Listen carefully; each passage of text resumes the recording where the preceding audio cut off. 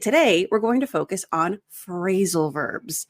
So you're going to learn 10 phrasal verbs and how to use them grammatically as well as in a real life sense. And remember to let me know in the comments where you're from and what business or what industry you're in so I can keep creating videos to help you.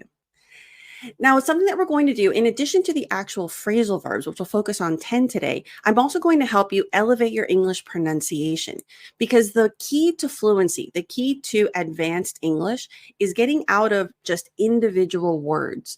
So what we're going to focus on today is pronunciation, but specifically connected speech. And this is going to help you sound a lot smoother and be able to speak real life American English. And if this is something that you're interested in learning even more, download my free masterclass at tanyasuarez.com/masterclass. Now, the first phrasal verb we have is look into. Now, notice when I say it individually, look into. So it's very clear, very enunciated. But you'll notice when we do the example, how it changes when you're using it conversationally. Now, to look into something, it can mean literally like look into, but in the business context, it usually means to investigate or examine a situation or issue thoroughly. Now, the example, we need to look into the feasibility of expanding our business into new markets. Now, we're going to break this down because this is how you're going to elevate your English exponentially instead of just little by little. So it's not just the pronunciation and definition of look into.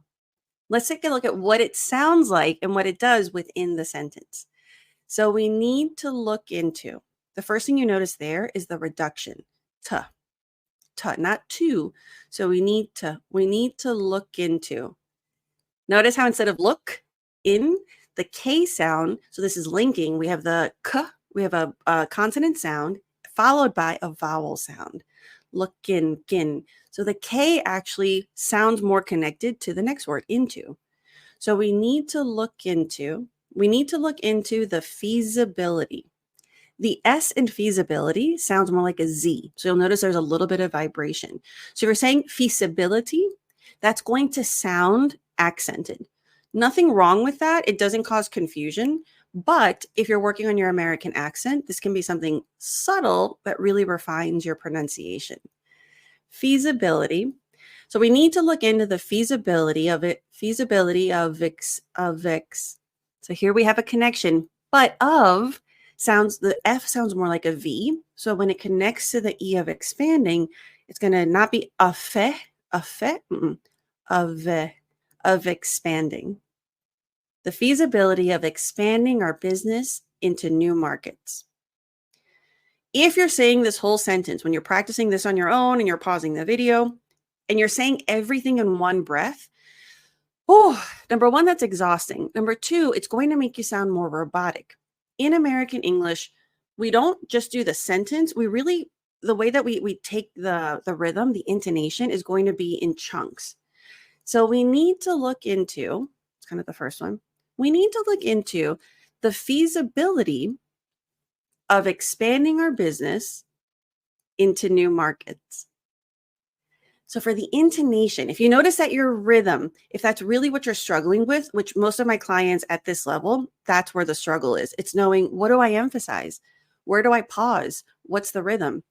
As a rule of thumb, we typically in American English, the intonation is there's kind of a break every 3 to 5 words. So that's typically the pattern. So if you're pausing every 2 words, that's going to feel unnatural. And it's also going to lead to that robotic intonation. So we need to look into the feasibility of expanding our business into new markets. So there's actually 4 sections with regards to intonation. And this is not an exact science because it depends on your message, your delivery. So it's okay to play around with it until you find the rhythm that feels like it's expressing your message the way that you need to. The next one, break down. This means to analyze or examine something in detail, often to understand its components or causes. Such fancy definitions. I don't want you to waste your time.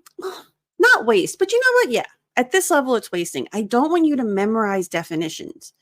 That is academic English. That's a more traditional approach. At this level, and if you're using this for business English, you need to know how to use a phrase, how to recognize the phrase when it's being spoken. So don't memorize definitions. You're going to get more, like, sure, read it once just to get a nice sense of what the expression is, but I'd rather you invest that time in reading 10 examples instead of trying to memorize the definition. I promise you, this is going to let you feel more comfortable with the expression and increase the chances of you feeling comfortable enough to use it. So we'll break it down for them. Now, something important here is if I were to use the information, for example, we'll break down the information for them. But then when I say it, so when information turns into it, notice how it goes in between the phrasal verb. So this is something interesting that you'll notice. Some phrasal verbs you can split and some you can't. Don't get nervous. You don't have to memorize all of them. Remember, the approach that I coach and that I want for you, figure out of the hundreds and hundreds of phrasal verbs, you're going to be exposed to a lot, but I really want you to focus on pick like 1 to 3 per week. Go on ChatGPT, create examples that are really niche to how you would actually use it, and then observe when the phrasal verb is split and when it isn't. So don't stress out too much. You'll learn through using it. So let's work on the pronunciation here. We'll break it, break it. So notice when you're learning it, break it. It's very aspirated, very sharp. But with American English, it's a lot softer. We'll break it, we'll break it down. So the K links to the I, and then the T, it's going to be, you're going to stop it, but you have to do the tongue in the T position. So if you say break it down, that's going to sound off. Even if you don't hear the difference, I'm here to tell you it sounds off to a native speaker. So the trick is you need to have the tongue in the T position, but you're not going to do the air. So instead of break it, just leave your tongue there, break it. And this is very characteristic of American English. So British English tends to be a lot more aspirated in terms of the T at the end of words. We don't. Break it down for them. For. You can say for, that's correct as well, but Americans tend to use the reduced form of this word. So it's more, instead of for, like the number for. Break it down for them. Yeah, we'll break it down for them. Maybe they want the client wants more information. They don't understand the structure, and you're like assuring the team, like, don't worry about it. We'll break it down for them. Everything will be really clear. Notice what I'm doing there. You start off with the pronunciation, then you work on the connected speech. And then to really master intonation, you have to add visualization. I really visualize, okay, someone's asking me, there's confusion. I'm trying to reassure them. So notice that my intonation was very positive, very reassuring. Like, yeah, we'll break it down for them. If your visualization is frustration and you're like, oh, that client never gets it. Like, yeah, we'll break it down for them. So it changes and you can have fun with it. So you can do different visualizations to help you play around with intonation. Follow up. So this means to pursue or take further action regarding something that has been started or discussed earlier. So to follow up. I find that this one, we probably use the most of all the phrasal verbs in this list. We follow up about everything, to circle back, to follow up, to touch base. Those are all kind of in the same family. So after the initial meeting, the sales representative will follow up with potential clients. So here, remember again, we want to make sure that we are not saying everything in one breath. So if you did, that's okay. This is why with my training, I always have people read one sentence 3 times. The first one, you're just kind of getting to know what the message is. The second one, you start doing more connected speech. You kind of start breaking it apart into chunks instead of one thing. And then the third one with the visualization, that's where the magic happens, the intonation. So after the initial meeting, so notice that initial, and this is actually a masterclass I just uploaded to the program last month, the T sounds like an SH. And if you don't know, I'm telling you here, with the masterclass I just recorded, there are 6 ways that Americans pronounce the letter T. I think it's fascinating. you may find it frustrating, but I promise you, if you're in the advanced pronunciation program, go to that masterclass and it'll give you so much clarity. You'll understand when we use it and why. After the initial meeting, so that's one chunk, right? The sales representative, that's another one. The sales representative will follow up with the potential clients. So I would say this one sentence, you can break it down into probably 3 sections. You could do more, but I would say that's okay. And again, it's not an exact science. It depends on the situation. So now we're going to visualize.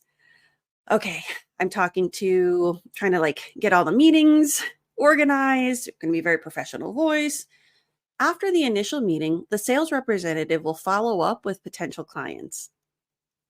So maybe you can think of yourself, okay, I'm leading the team. I'm letting them know what the sales protocol is. I'm doing a training so that everyone's on the same page. So you've got your leader voice. Good.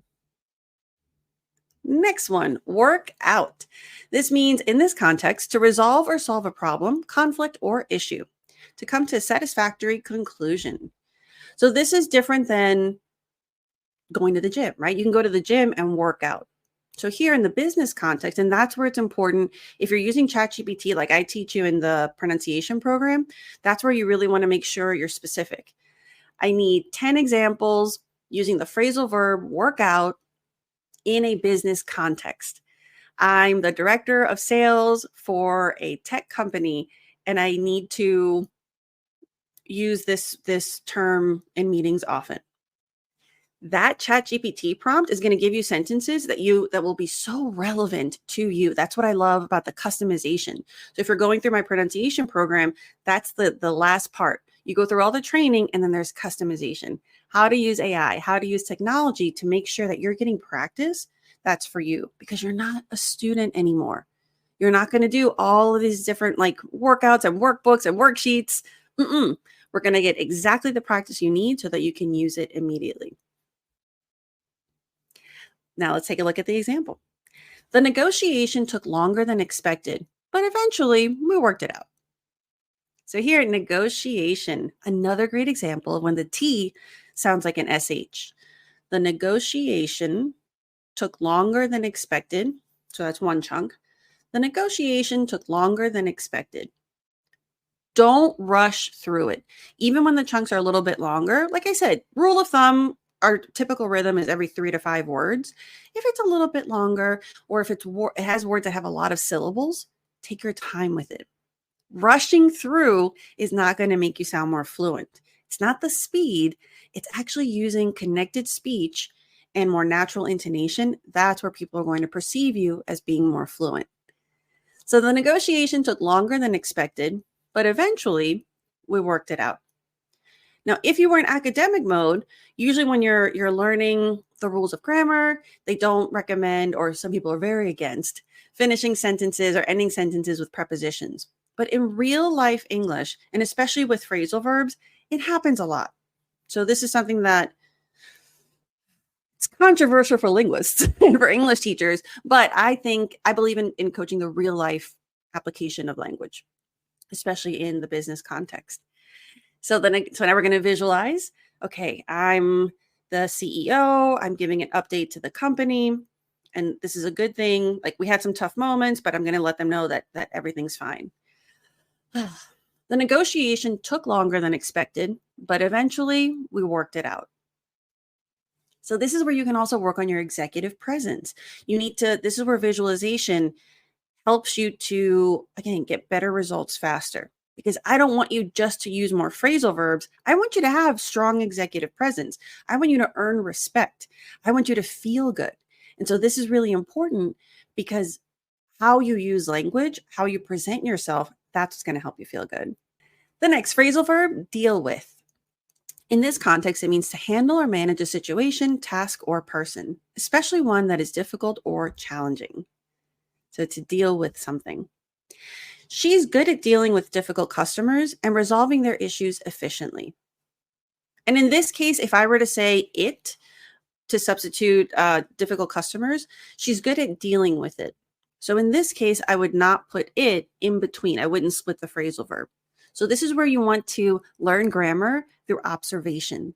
So I don't want you to get stressed and try to look up rules. Just make sure that the phrasal verb that you're picking that you want to use that's relevant for your speaking, that's the one you want to figure out. So for the pronunciation, she's good at.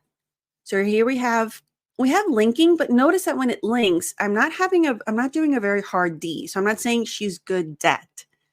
It's very light. Good at that, good at.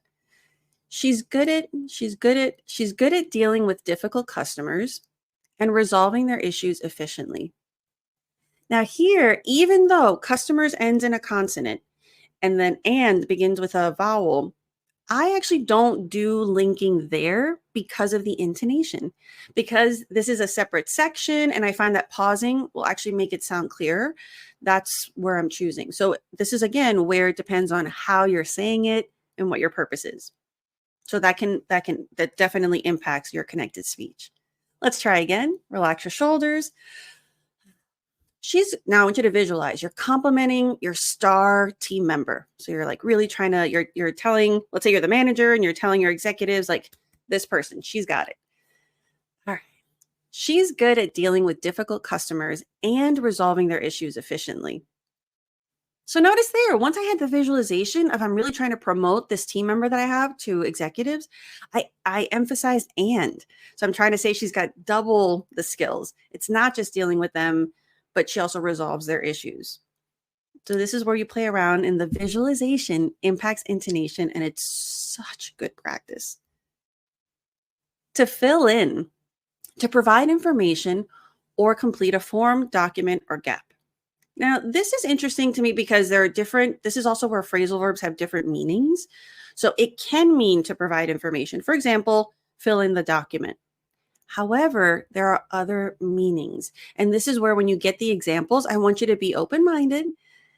Or this is also another reminder of why I don't want you to memorize. Because if you only memorize that definition, when you hear this in the context that I have up here, it's going to be confusing.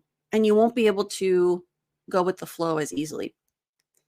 So can you fill in for me while I'm on vacation next week? So of course, I don't mean I want you to put your name on something or complete a form. When used in this context, it means, can you work for me? So I'm taking a vacation. Can you do my work? Can you make up for anything that needs to get done that my position would normally do? Let's try it for pronunciation. Can you? So notice here, it's not can. Americans use the reduced form, can. It's almost like the A is gone. So you just imagine a KN. Can you fill in, Lynn? So you've got connected speech, you've got the consonant with the vowel. And this is only part of connected speech, by the way. We also have blending, we have other kind of subcategories, and this is all the techniques that I teach you in the advanced pronunciation program. So can you fill in, can you fill in for me? So notice there, not for. As a warning, the number 4 is always that. We never reduce that. FOR, that can be reduced. Can you fill in for me while I'm on? So notice there, the L, because the E is silent, so technically it ends in a consonant sound. The L in while connects to the I in I'm. The M in I'm connects to the O in on. So this is where Americans sound like they're speaking faster, but it's not speed. It's that they don't have the pauses in between every single word. So that makes it sound more fluid. But this is why I always tell you, don't speak faster and think that people are going to think you're more fluent. It's about these particular techniques. Let's try again. Can you fill in for me? So that's one chunk. Can you fill in for me while I'm on vacation next week? So there you could divide it into 2, or while I'm on vacation next week. So with intonation, it's not necessarily a full pause, but it's just that rhythm. So, okay, you're asking a favor, you're trying to be extra, polite and hope that your colleague says yes. All right, visualize. Can you fill in for me while I'm on vacation next week? Good. And notice it's vacation. So not vaca, vacation. Vacation. Good. Put off. to postpone or delay something until a later time or date. All right. So here, and you could also say the word delay. So this is where you choose. You're going to learn a lot of phrasal verbs and you think, okay, I like that one. I'm glad that I can understand it if someone says it to me because that causes confusion. But now you have that clarity. But maybe you still like to use the word postpone or delay. That's fine. It's up to you. So due to unforeseen circumstances, we had to put it off. And now that I've sharpened up your observation skills, you'll notice that when we use it, instead of put off the meaning, if we use it, we would split the phrasal verb, put it off. So so notice due to, we use a reduction. So not to, which is not wrong. It just sounds overly formal to Americans.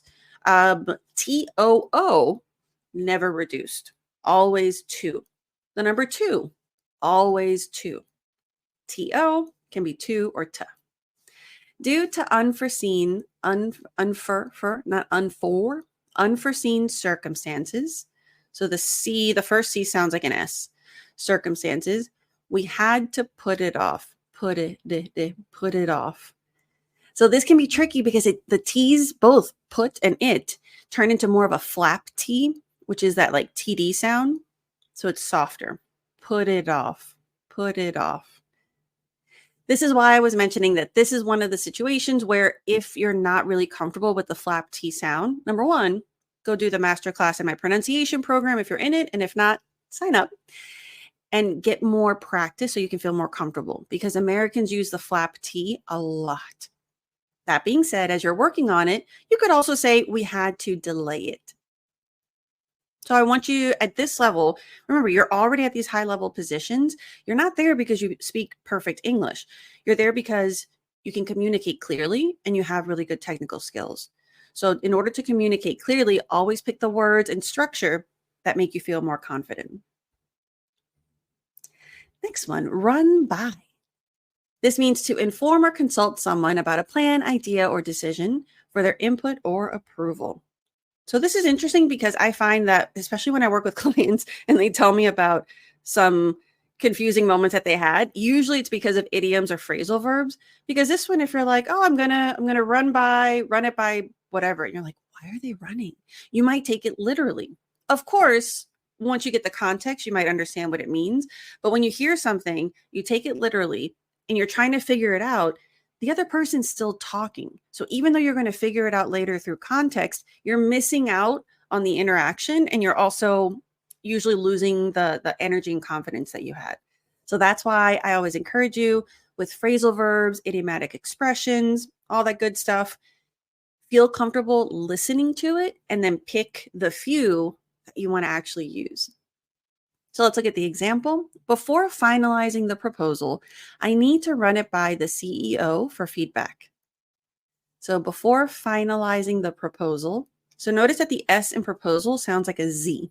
So it's not proposal, proposal. And it's not zal, but zul. So it's and then po. So the first O is more of a schwa, pro. The second one is O, like no, po, proposal. So not sal, but zul. And I'm really focusing on that one in particular because in business, you're going to use that word a lot. So that's always my approach. Identify your high frequency words, get those first, and then you can, I say worry, but then you can explore other words. So before finalizing the proposal, I need to run it by, so notice here, run by, but we split it when you're using it. Run it by the CEO. When you're referring to C-suite level, take your time because when I coach non-native speakers and they say CEO, it usually sounds like CO.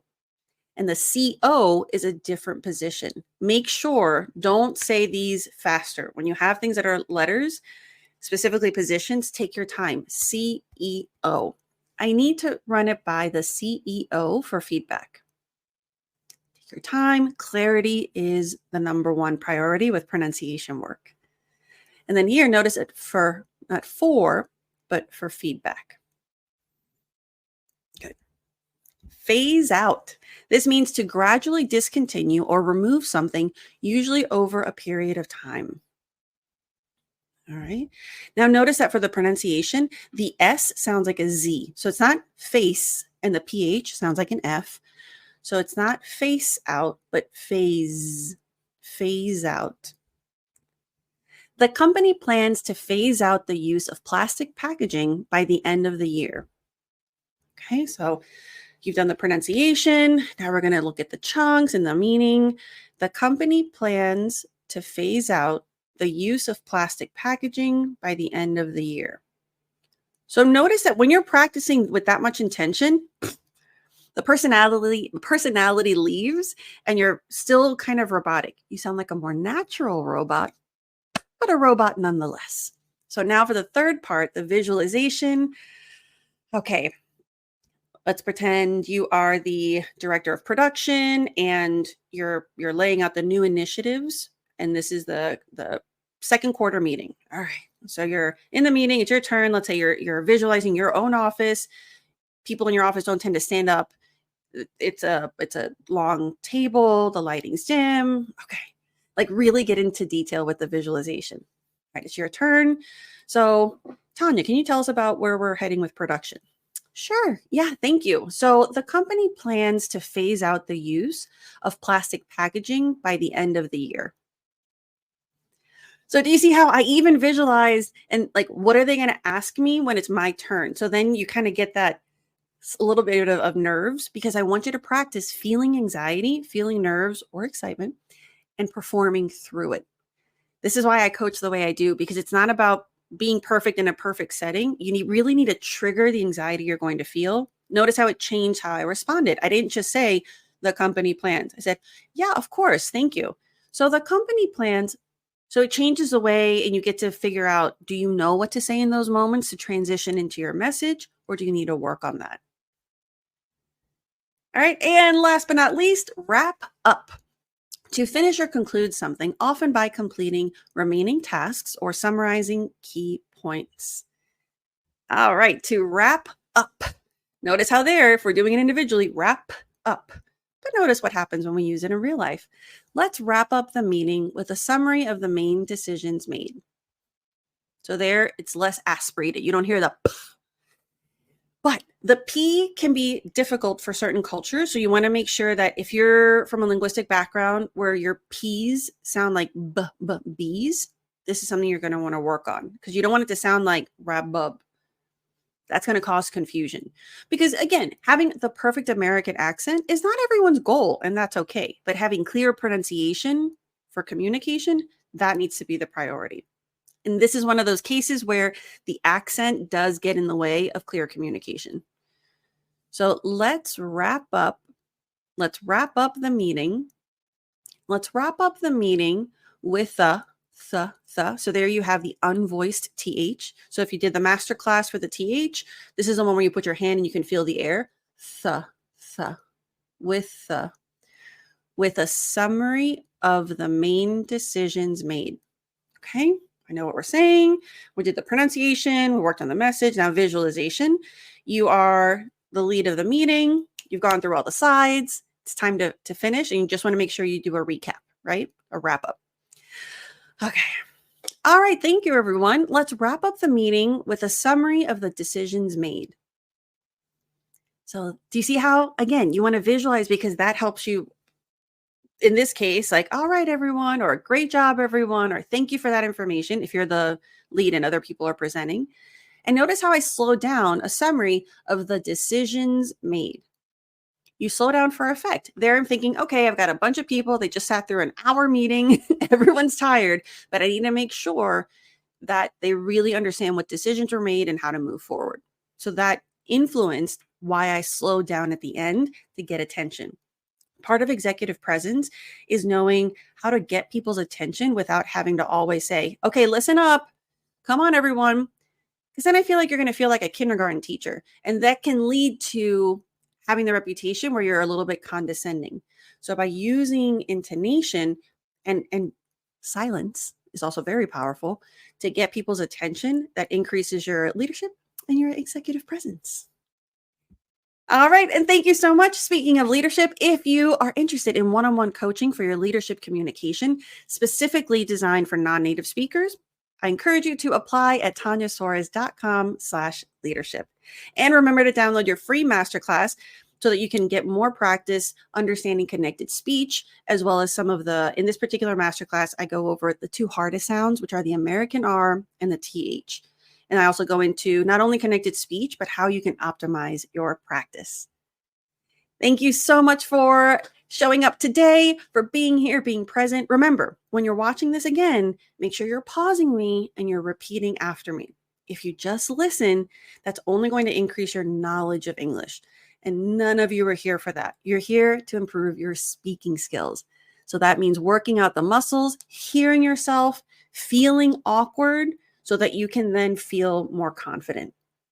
And the number one tip I have for you is remember, if you do nothing else, read one sentence 3 times every day. It is a 20-second practice. I have all my clients do this and text me their recordings for feedback. It is that important and that impactful. So I leave you with that. Thank you so much for coming today, and I hope to see you next week.